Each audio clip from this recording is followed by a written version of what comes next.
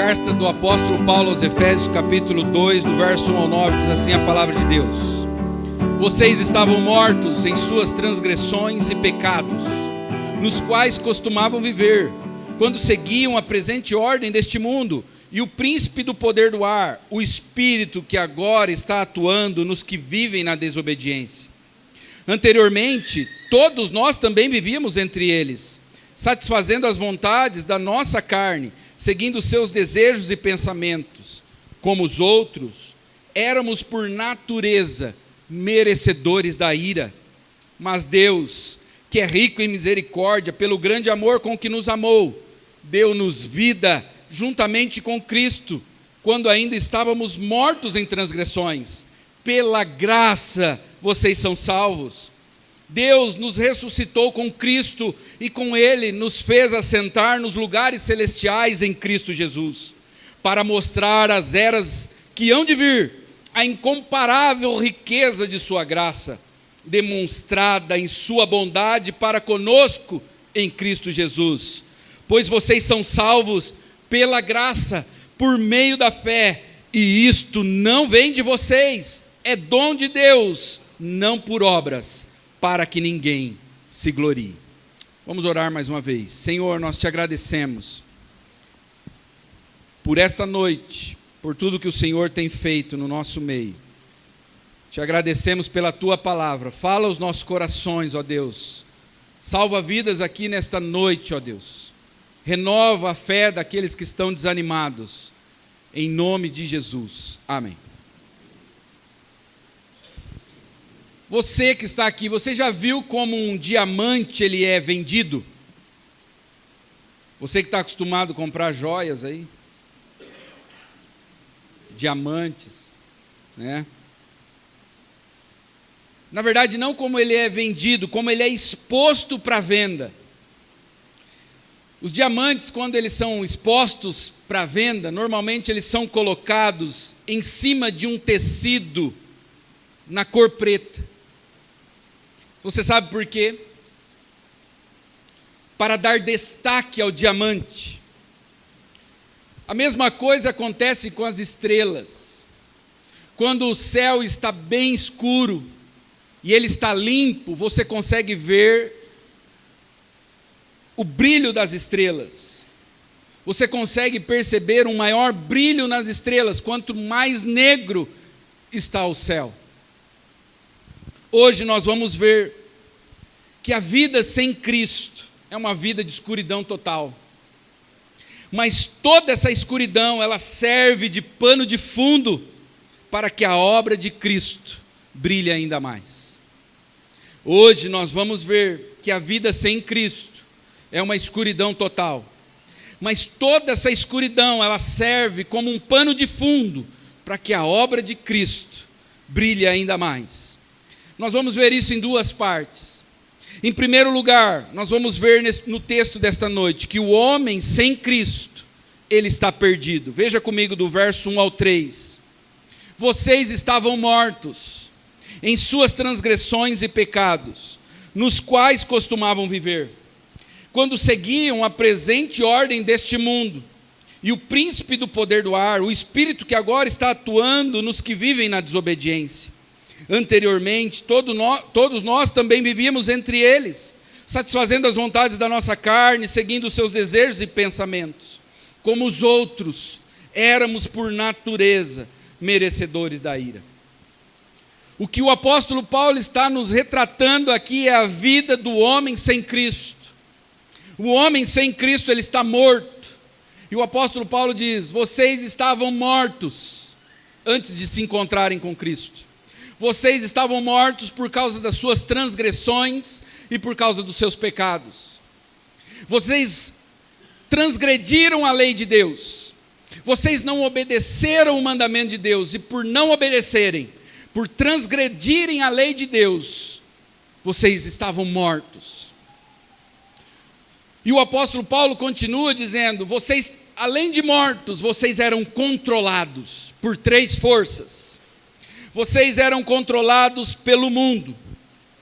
Ele diz: vocês seguiam a presente ordem deste mundo. A palavra que Paulo usa para mundo aqui é o sistema, são os valores. É um mundo em rebelião contra Deus, é um mundo sem Deus. Vocês seguiam a opinião do mundo, como ter um casamento sem Deus, como criar filhos sem Deus, como exercer a sua profissão sem Deus. Seguir o mundo aqui significa seguir os valores deste mundo, os valores que tiraram Deus, excluíram Deus. Você, antes de se encontrar com Cristo, a sua forma de lazer era de acordo com o mundo, um mundo sem Deus. A forma como você trabalhava, como você vendia, como você era como funcionário, como marido, como pai, como filho, você seguia as orientações deste mundo sem Deus. O que as novelas ensinam, o que as músicas mundanas deste mundo ensinam, era isso que você seguia. E ele continua dizendo: vocês eram controlados também pelo diabo. Vocês seguiam o príncipe do poder do ar. E aí ele explica quem é este príncipe. O príncipe do poder do ar, aí ele diz, é o espírito que agora está atuando nos que vivem na desobediência. Vocês eram controlados pelo diabo. Vocês eram guiados por ele. Essa é a condição do homem sem Cristo. E depois ele diz, vocês satisfaziam as vontades da carne. Vocês não tinham domínio próprio. Vocês eram incontrolados no comer, no sexo, nos prazeres. Vocês não tinham domínio. Vocês faziam aquilo que a carne de vocês queria fazer. Vocês traíam suas esposas. Vocês bebiam além da conta. Vocês gastavam mais do que deveriam. Vocês passavam noites e noites em orgias. Vocês seguiam a vontade da carne. E aí Paulo termina dizendo, e por causa disso, vocês eram, por natureza, merecedores da ira. O termo que ele usa aqui, por natureza, significa desde a concepção. Vocês já nasceram debaixo da ira de Deus. A vida do homem sem Cristo é pura escuridão. É assim que a Bíblia retrata o homem. Mas como a nossa sociedade enxerga o homem? William Shakespeare, olha o que ele disse. O homem não é bom e nem mau. O homem é apenas homem. Ele está dizendo que há uma neutralidade. O homem não é bom nem mau, ele é apenas homem. Jean-Jacques Rousseau, ele disse, o homem é bom. O problema é a sociedade que o corrompe. É o lugar onde ele nasceu que faz ele se tornar mal. É a influência dos seus pais, dos seus políticos, é a influência dos seus professores, dos seus vizinhos. O homem é bom. O que corrompe o homem é a sociedade. O budismo diz, o homem na sua essência não é nem bom nem mau, podendo tornar-se bom ou mau conforme a sua conduta. É o homem que decide o que ele vai ser. É isso que o budismo está dizendo. Só que a Bíblia diz que o homem, desde a sua concepção, desde o seu nascimento, ele está debaixo da ira de Deus. Ele está morto por causa dos seus pecados. E ele é controlado pelo mundo, pelo diabo e pela carne. A nossa sociedade acredita que o homem precisa de apenas alguns ajustes. Mas quando a nossa sociedade se depara com o que aconteceu, por exemplo, no presídio lá em Pará, segundo o governo, foram 16 presos decapitados e outros 41 morreram asfixiados. Quando a nossa sociedade se depara com situações como essa, ela diz, o problema de toda essa violência lá nos presídios do Pará, sabe o que é? São os traumas da infância. É por isso que o homem é tão violento, tão cruel. O problema são as más companhias. As mães geralmente pensam assim do filho. O filho nunca é o problema. Sabe o que é? os amigos do meu filho que fizeram ele ficar assim. Ele era bonzinho, mas ele começou a andar com o Zé. Zé não, tem muito Zé aqui. Joaquim, tem algum Joaquim aqui? Não, né?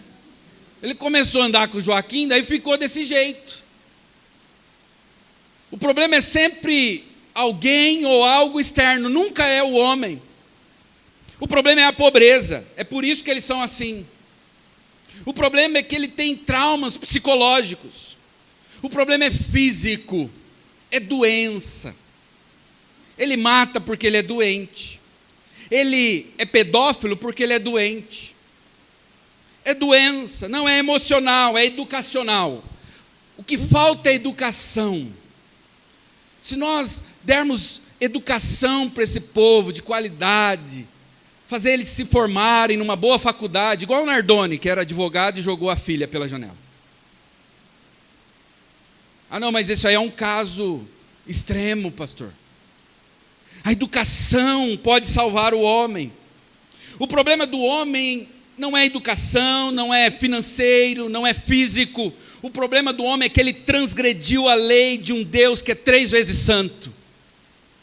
Ele desobedeceu a lei de Deus e por causa disso ele está morto. Por causa disso ele é escravo do mundo, do diabo e da carne. Por causa disso ele está debaixo da ira de Deus. A religião vai dizer, não, o problema, nós sabemos o que é.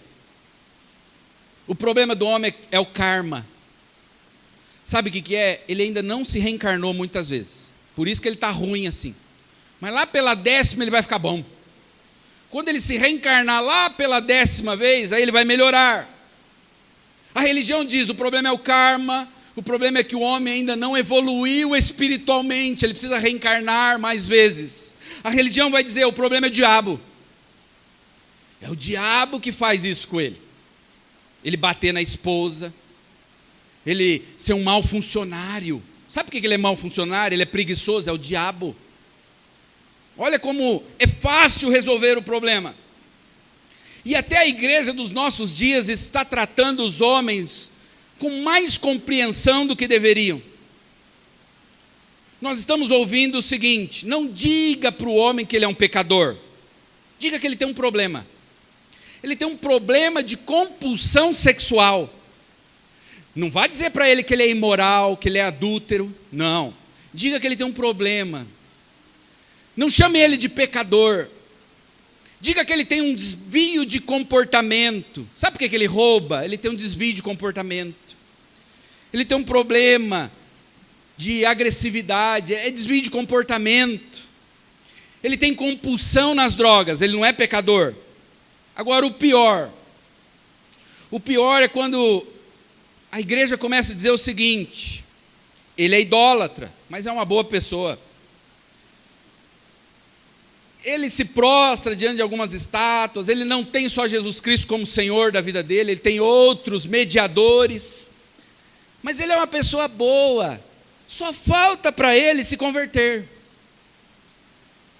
Isso é o pior que nós estamos ouvindo hoje, em nossas igrejas, em muitas igrejas que se dizem evangélicas. Mas para quem Paulo está escrevendo? Para quem Paulo está dizendo que eles estão mortos, que eles são escravos do diabo, que eles são escravos da carne? Para quem Paulo está dizendo isso? Vocês sabem? Para pessoas, provavelmente, moralmente, aprovadas por Deus.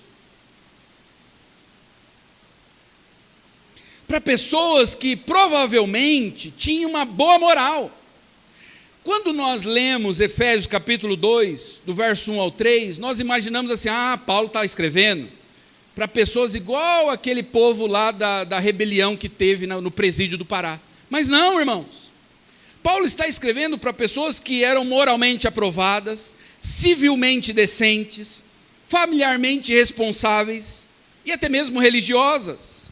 Mas o que ele disse para elas? Ele disse que sem Cristo elas estão mortas. Elas são escravas do mundo, do diabo e da carne, e elas estão debaixo da ira de Deus.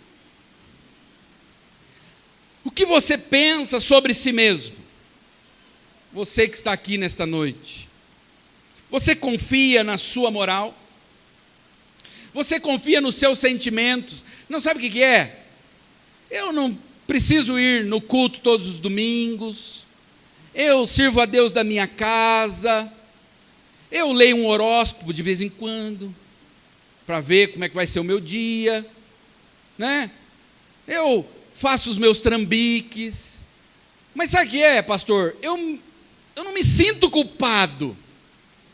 Eu não me sinto mal.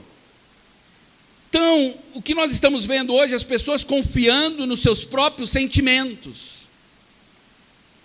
O que você sente não é o que a Bíblia diz que você é. Os nossos sentimentos são enganosos. Ah, mas minha consciência está tranquila. A consciência também ela pode nos enganar. O que a Bíblia diz sobre nós é o que de fato nós somos. E o que a palavra de Deus diz sobre alguém que está sem Cristo, que não se entregou a Cristo, que não reconheceu Cristo como Senhor. A palavra de Deus diz que essa pessoa, ela está morta, por mais que pareça viva, por mais que tenha uma beleza física, externa, uma saúde, essa pessoa está morta espiritualmente. É isso que a Bíblia diz. Por mais que ela tenha uma moral ilibada, essa pessoa está morta. Se você não se entregou a Cristo, você está morto. Você é escravo do diabo, do mundo e da carne. E pior, você está debaixo da ira de Deus. Essa é a triste realidade do homem sem Deus, sem Cristo. Esse é o pano de fundo. O pano de fundo está posto, e o pano de fundo é negro, é feio, é escuridão. Essa é a vida sem Cristo. Esse é o nosso primeiro ponto. O homem sem Cristo está perdido. Em segundo lugar, nós vamos ver que o homem é salvo somente por Cristo e por sua graça. Verso 4 ao 6, o que diz? Mas Deus, que é rico em misericórdia, pelo grande amor com que nos amou, deu-nos vida, juntamente com Cristo, quando ainda estávamos mortos em transgressões. Pela graça vocês são salvos. Deus nos ressuscitou com Cristo, e com Ele nos fez assentar nos lugares celestiais em Cristo Jesus. O apóstolo Paulo diz agora que Deus teve misericórdia deste homem sem Jesus. O que significa a palavra misericórdia? É quando Deus não nos dá aquilo que merecemos. O homem merecia a condenação eterna, e Deus não deu isso a ele. Deus teve misericórdia, entregou seu filho para morrer no lugar deste homem. Mas Paulo diz que Deus não é só rico em misericórdia, Ele nos amou com um grande amor. E o amor aqui nós vamos perceber que é um amor incondicional, porque estas pessoas que Deus amou, não eram pessoas que tinham algo a oferecer para Deus, não eram pessoas belas aos olhos de Deus, eram pessoas que estavam mortas, eram pessoas que eram escravas de suas paixões, mas Deus amou essas pessoas, Ele amou elas apesar de quem elas eram. E o texto diz que Deus agiu com misericórdia, amor, mas e também agiu com graça. O que é graça?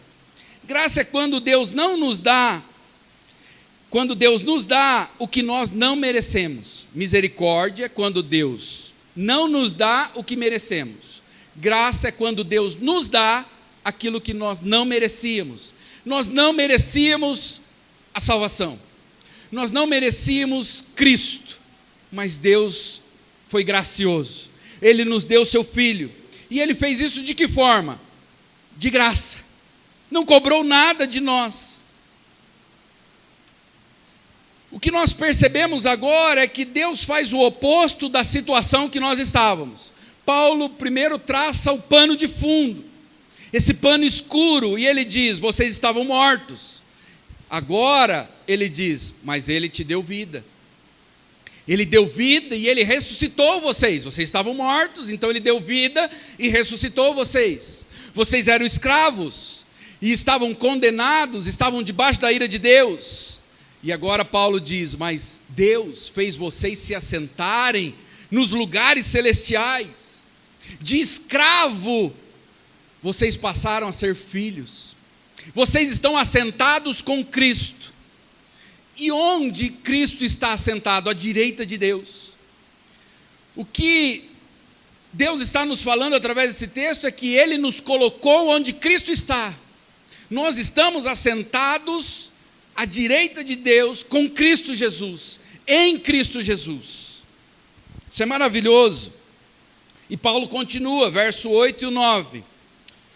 Pois vocês são salvos, de novo ele diz, pela graça, por meio da fé. Vocês se apropriam de tudo isso que é dado a vocês pela fé.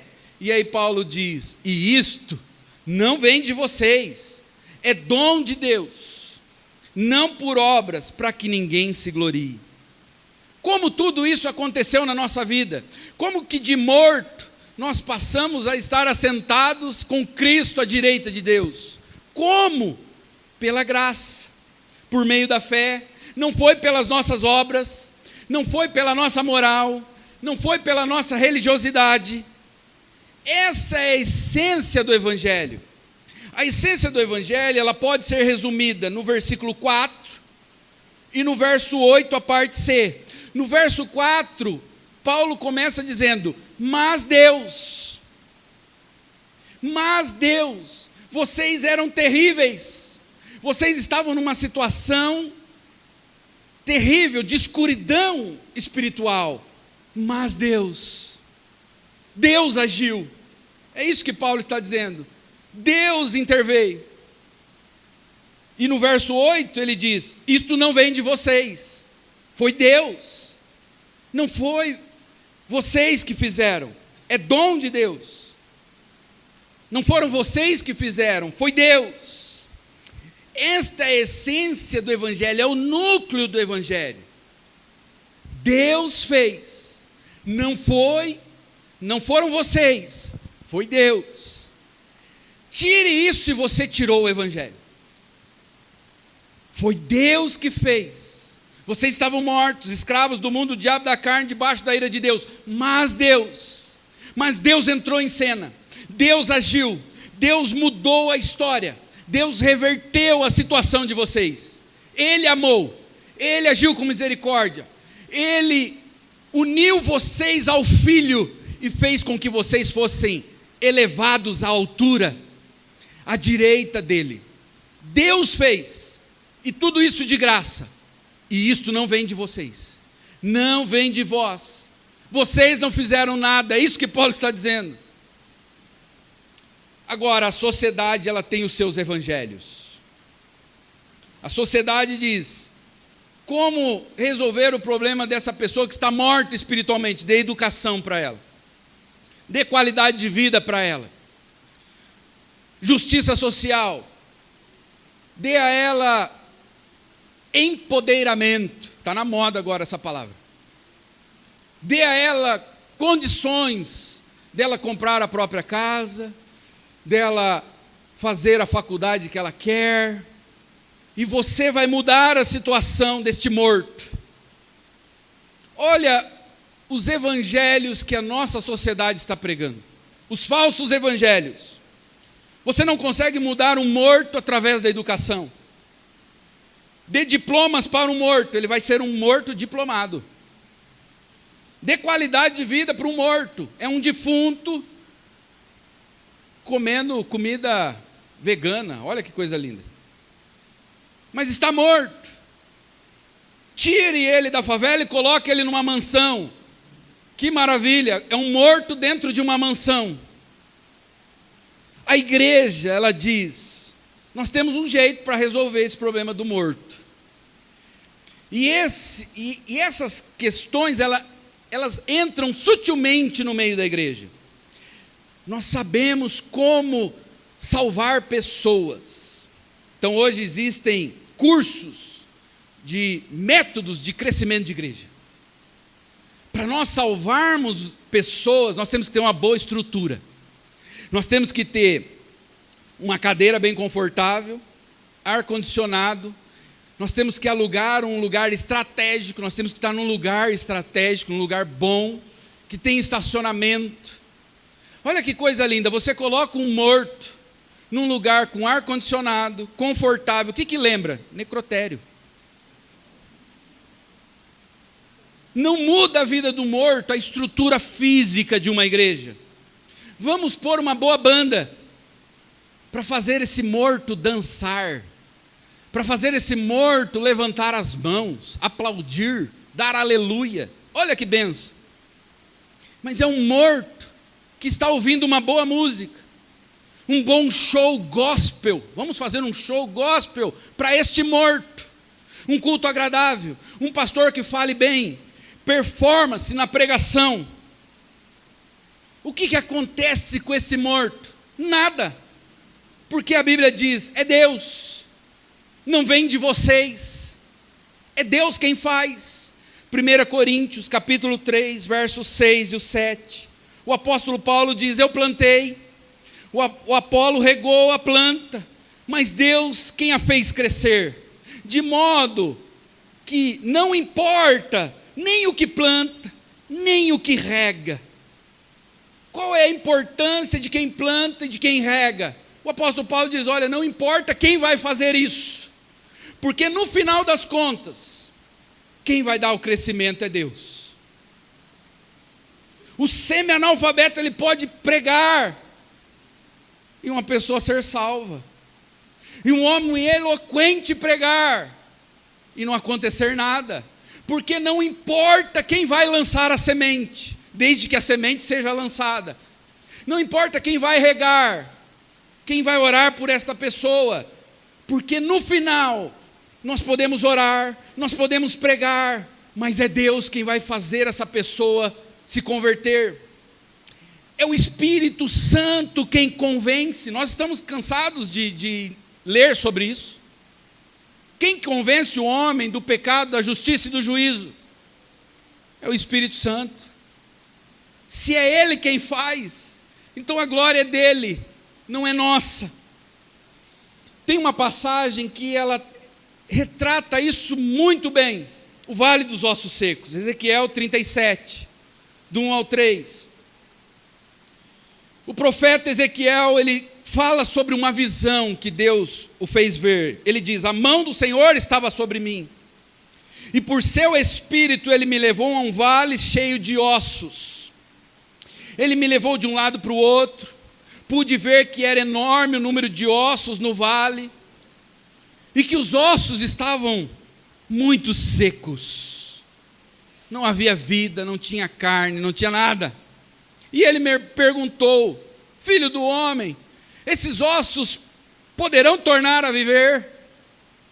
Aí Ezequiel, sim Senhor, se nós contratarmos uma banda boa, um grande pregador, é possível, Senhor, se nós tivermos uma boa estrutura física. Não foi isso que Ezequiel disse, ele disse, ó soberano Senhor, Tu sabes. O Senhor é quem decide, é quem sabe se eles podem tornar a viver ou não. Perguntaram para um pastor que já morreu, Leonard Ravenhill. Perguntaram para ele, o senhor já fez oração pelos mortos? Ele falou assim, oração não, mas eu prego quase todos os domingos. 1 Coríntios 2, verso 1 e 2 diz, eu mesmo, irmãos, quando estive entre vocês, não fui com discurso eloquente, nem com muita sabedoria para lhes proclamar o mistério de Deus, pois decidi nada saber entre vocês, a não ser Jesus Cristo e este crucificado. O apóstolo Paulo, um homem com grande conhecimento bíblico, ele diz, não adianta performance, não é muita sabedoria, mas é o que nós pregamos, é o conteúdo da mensagem que conta. não é o pregador, não é a estrutura, é Deus. É isso que o apóstolo Paulo diz, mas Deus é quem faz. Isto não vem de vocês, é Ele. E não vem de nós para que nós não nos gloriemos, porque a gente se gloria fácil. Deus, Ele não aceita um coautor com Ele. Ele é um autor exclusivo da obra da salvação. 1 Pedro 1, 18, 19 diz: pois vocês sabem que não foi por meio de coisas perecíveis como prata ou ouro que vocês foram redimidos da sua maneira vazia de viver, que lhes foi transmitida por seus antepassados. Como que nós fomos salvos? Pedro diz, mas pelo precioso sangue de Cristo, como de um cordeiro sem mancha e sem defeito. Você que está aqui nesta noite, você acha que você pode ser salvo simplesmente porque você se acha uma pessoa boa? Eu já ouvi pessoas dizendo para mim, pastor, eu sei que eu vou para o céu. Por quê? Porque eu nunca matei, nunca roubei. Eu sou uma pessoa honesta. Se a nossa moral nos salvasse, Cristo não precisaria descer da sua glória. A cruz não seria necessária. Mas a nossa moral não pode nos salvar. Sem Cristo você está morto. E um morto, ele é incapaz de dar vida a si mesmo. Ele não consegue. Então, resumindo, o homem sem Cristo está perdido. E em segundo lugar, o homem é salvo somente por Cristo e por sua graça. Mas eu deixei um versículo de fora, propositalmente. Por que Deus nos salvou? O verso 7, ele vai dizer por que Ele fez essa obra tão maravilhosa, de pegar homens e mulheres que estavam mortos e fazer deles seus filhos. Por que Deus fez isso? Para mostrar. Foi para isso. Para exibir você ao mundo. Para mostrar nas eras que hão de vir a incomparável riqueza de sua graça, demonstrada em sua bondade para conosco em Cristo Jesus. Porque Deus pegou homens e mulheres que eram escravos do diabo, do mundo e da carne, e os resgatou. A Bíblia diz, foi para mostrar. Mostrar nas eras que vão de vir, mostrar por todos os séculos, o quanto Ele é gracioso, o quanto Ele é bondoso, e o quanto Ele é capaz de fazer uma obra de arte, com pessoas como nós. Deus está mostrando aqui que Ele é um artista. Quando um artista faz uma obra, o que ele quer fazer depois? Ele quer expor a sua obra.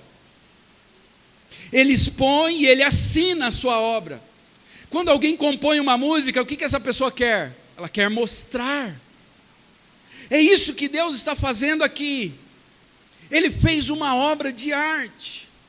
Ele é um artista. Ele pegou homens mortos e deu a eles vida. E agora Deus os expõe esses homens para o mundo. Ele exibe, Ele mostra o quanto Ele é grandioso, o quanto Ele é misericordioso. Deus é um artista, Ele sempre fez isso. Por exemplo, Ele fez isso com o seu filho. Ele fez uma grande obra de arte, na sexta-feira da paixão, no dia da crucificação, ao meio-dia de uma sexta-feira, Ele colocou o seu próprio filho em uma cruz, todo ensanguentado, pregado no madeiro, com coroa de espinho em sua cabeça. Alguém pode dizer, mas isso é uma obra de arte? Imagine este dia. Você consegue imaginar isso como uma grande obra de arte? Sangue sendo derramado, o corpo dele todo dilacerado, os céus estavam em trevas. Isso é uma grande obra de arte? Não. Isso é apenas o pano de fundo. O pano de fundo, Deus estava estendendo o pano de fundo. Ele colocou um pano de fundo negro. Por quê? Porque no domingo pela manhã, ele concluiria a sua obra. Ele colocaria a estrela da manhã, para que todos pudessem ver. A sexta-feira é apenas o pano de fundo. O domingo pela manhã é a conclusão da obra. Cristo ressurreto saiu de sua tumba. O que isso tem a dizer para nós? Alguém pode dizer assim: pastor, Deus me salvou, mas eu ainda não me vejo como uma grande obra de arte. Calma, Ele apenas começou uma obra na sua vida. Ele ainda não completou. A Bíblia diz que quando Jesus voltar, Ele vai nos ver, e nós também o veremos face a face. E a Bíblia diz que quando nós o vermos, assim como Ele é, nós também seremos. Você muitas vezes olha para si mesmo e não se vê como uma grande obra de arte, mas Deus ainda não terminou. Ele começou, mas a Bíblia diz que Ele é fiel para completar, até o dia de Cristo. E Ele vai fazer isso porque Ele quer mostrar para o mundo. Ele quer mostrar o que Ele fez com homens mortos. Quando alguém vai fazer uma obra de arte, pega os melhores materiais. Quem vai compor uma canção escolhe as melhores palavras. Uma pessoa que vai fazer um perfume escolhe os melhores materiais para fazer o perfume. Mas Deus é um grande artista. Ele pegou homens mortos. E veja o que Ele fez. 2 Coríntios, capítulo 14, versos... 2 Coríntios, capítulo 2, versos 14 e 15. E graças a Deus, que sempre nos faz triunfar em Cristo. E por meio de nós, manifesta em todo lugar a fragrância do seu conhecimento. Porque para Deus, nós somos o bom perfume de Cristo. É isso que Ele faz. É isso que Ele vem fazendo ao longo dos séculos. Ele tem pego homens e mulheres que estavam mortos, e Ele faz deles o seu bom perfume. Só Deus é capaz de fazer isso. Homem nenhum consegue. Sistema político nenhum consegue. Religião nenhuma consegue.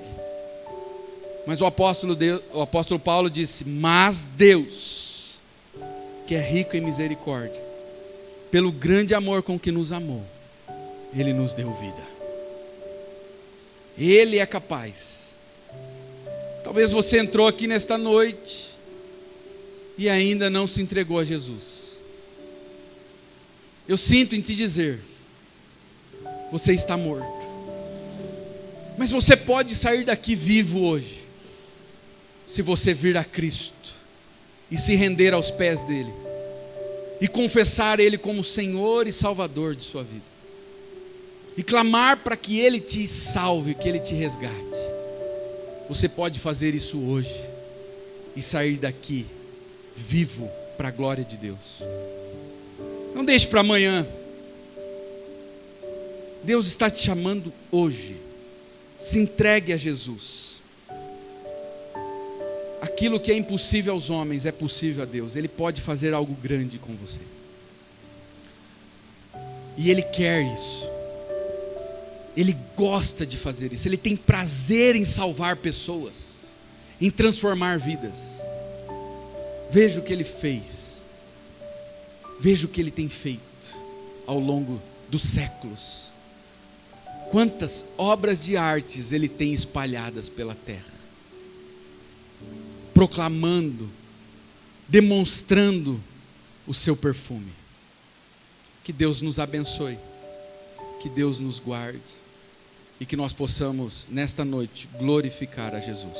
Amém? Vamos orar.